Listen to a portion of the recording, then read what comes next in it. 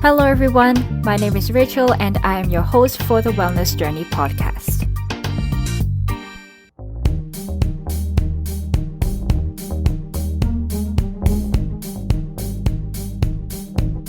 Hello, everyone. Welcome to another episode of the Wellness Journey podcast.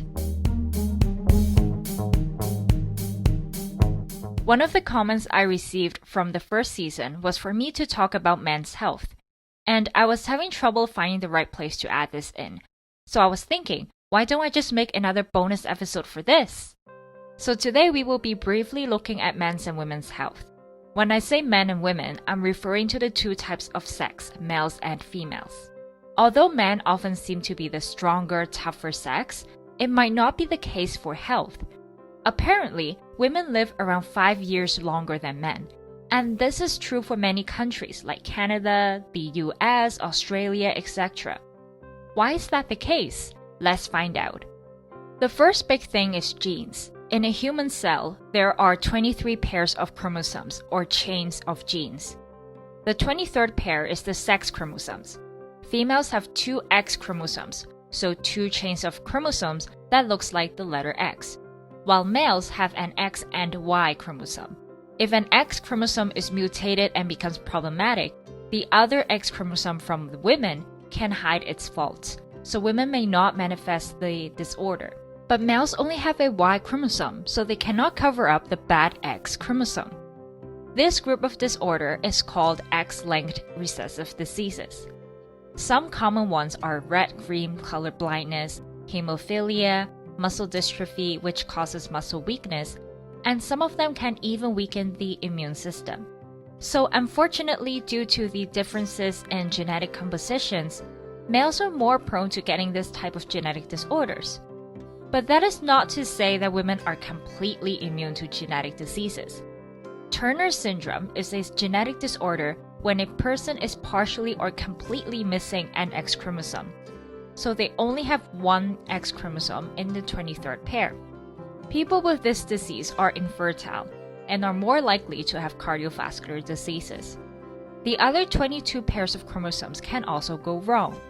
This type of diseases are called autosomal genetic diseases, such as Marfan syndrome, cystic fibrosis, sickle cell anemia, etc., which can happen in both sexes. In terms of lifestyle factors, smoking and alcohol consumption are risk factors to heart diseases, and so is work-related stress.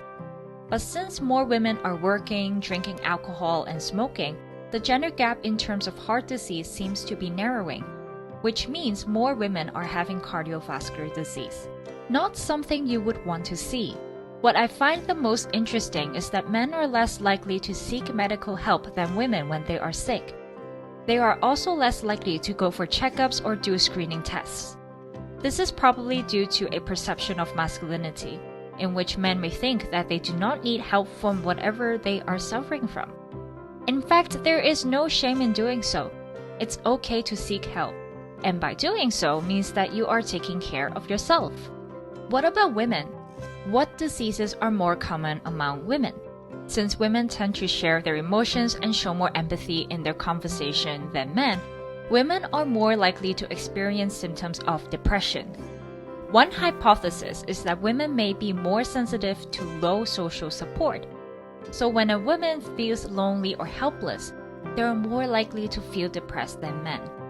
Certain types of arthritis, such as osteoarthritis and also osteoporosis, are more common in women than men, especially after menopause due to hormonal changes. So we've covered quite a lot about men's and women's health, how genetics, hormones, lifestyle, and social network can come into play. There are obviously a lot more to talk about, and it's so hard to cram everything into one short episode. But all in all, the message is that not one sex is superior to the other, because we all have our strengths and weaknesses. The important thing here is to appreciate one another's abilities and support each other. That's all for today. Thank you for listening, and I will see you again soon. Bye-bye! Hello again. Thank you so much for listening to today's episode. If you like it, don't forget to hit that like button and share with your friends and family. All our previous episodes are on Facebook, Twitter, and YouTube so that you can always go back and check them out. Once again, thank you for being here with me today, and I'll see you next week. Bye!